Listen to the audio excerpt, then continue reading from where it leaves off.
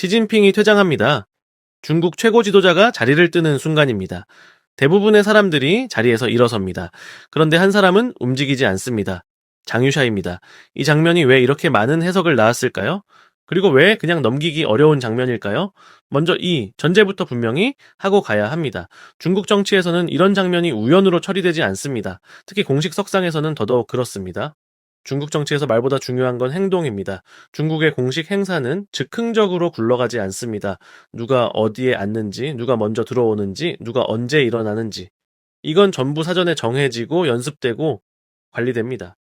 그래서 중국 정치에서 순간 반응이었다는 설명은 설득력이 거의 없습니다.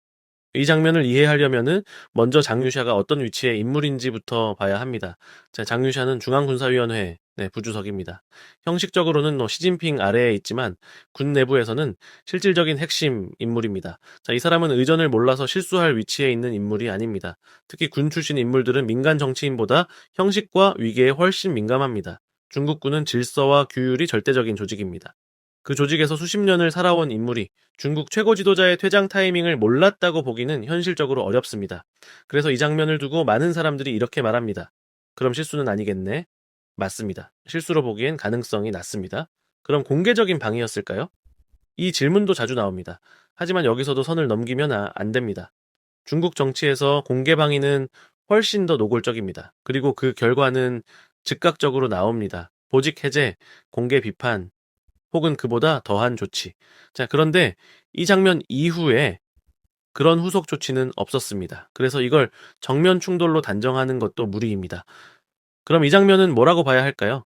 가장 현실적인 해석은 이겁니다. 충돌도 아니고 실수도 아니다. 선 긋기에 가깝다.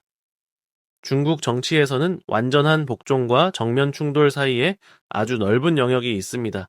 말로는 아무 말도 하지 않지만 행동으로 어디까지 갈지 보여주는 방식입니다. 장유샤가 일어서지 않았다는 건 시진핑을 부정한다는 뜻은 아닙니다. 그보다는 이렇게 보는 게 더 현실적입니다. 군 문제에 대해서는 모든 판단을 완전히 넘기지는 않겠다는 뜻입니다. 군 인사와 군 운영에서는 자기 몫의 판단을 유지하겠다는 겁니다. 여기서 중요한 건 이런 행동이 중국 정치에서 처음 나왔다라는 게 아니라는 점입니다.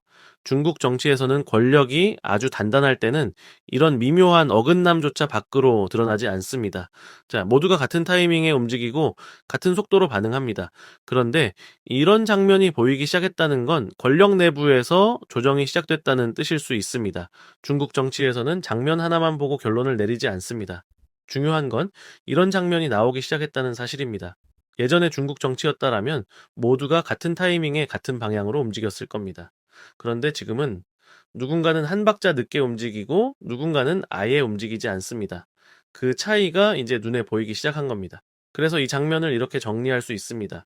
시진핑의 권력이 끝났다고 보기는 어렵습니다. 하지만 예전처럼 절대적인 상태도 아닙니다.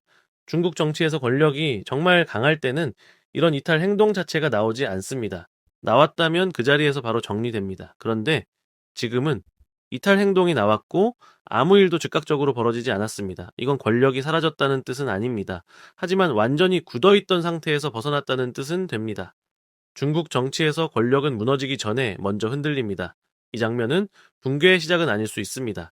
하지만 균열이 처음 눈에 보이기 시작한 순간일 가능성은 충분합니다.